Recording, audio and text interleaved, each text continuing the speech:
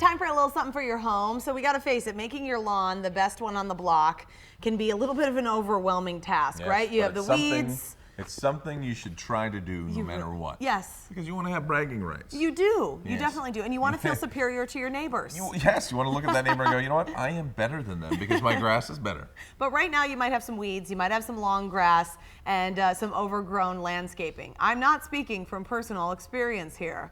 Today we're starting with the basics thanks to the experts at Warner's Outdoor Solutions. Take a look.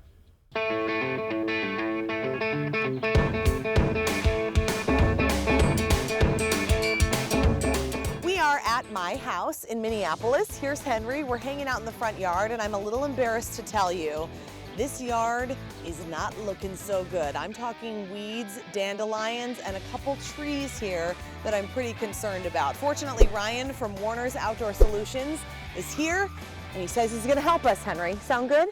Please tell me that I'm not the only one battling some weeds and some less than landscaped outdoor space here. What happens every spring is it's kind of a race between the lawn and the weeds.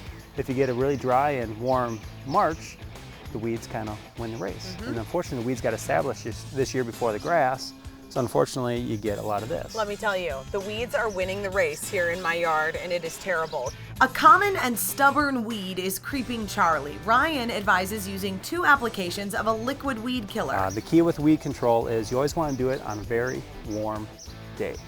You need the plant actively growing. Dandelions are a lot easier. They'll die ultimately when you do that first weed kill for creeping Charlie. Ryan says a common mistake is to cut your lawn too short. Keep your mower on the second highest setting and let the clippings mulch right back in. Never cut it below that, because the taller you keep the grass, like I said, the less stress it will get. And the less stress the lawn is, the better it's going to grow over a long period of time. And the more there is for Henry to roll around in and have a good time. And he's happier. Yeah. This summer, check on the health of your trees by looking up. I've been concerned about the sparse canopies on a couple of trees in my yard, and Ryan says rightly so.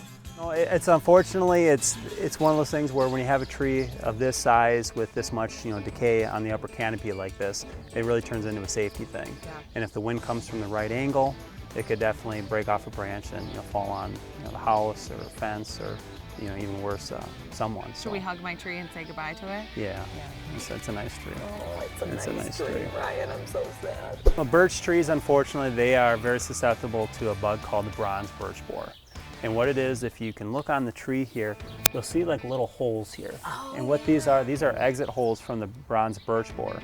Ryan says preventative treatments could have saved this birch tree, so have an expert check their health. I didn't kill these trees, right, Ryan? They started dying before I moved here. Yeah. Okay. Yeah. Good, that makes me feel a little better. Finally, many of us have a once landscaped area that needs some sprucing up. Ryan recommends digging up the plants you want to keep, then clearing out the rest of the area and replanting. You do have some ferns over here that you definitely want to keep in a shaded environment.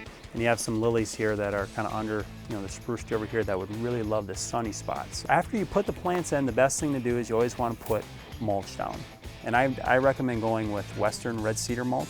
Or Minnesota cedar or cypress mulch. The reason why is that mulch is a softwood and ultimately lasts for a long time. So that would be a nice kind of DIY way to get this looking a little bit better and not like a total disaster, which it looks like, and I'm showing on television. Oh, no. I think it looked lovely. I have no shame. I will say that was a couple of weeks ago. It is looking a little bit better now because I have things more under control and I've been hugging those trees every day. You would have thought you'd brought the after picture. If it No, was looking that much better. It's not looking that much better. It is looking a little bit better. But in that case, I live in a castle. Yes, I forgot to show you pictures of it. You live in a condo, and you don't have a yard, and a yard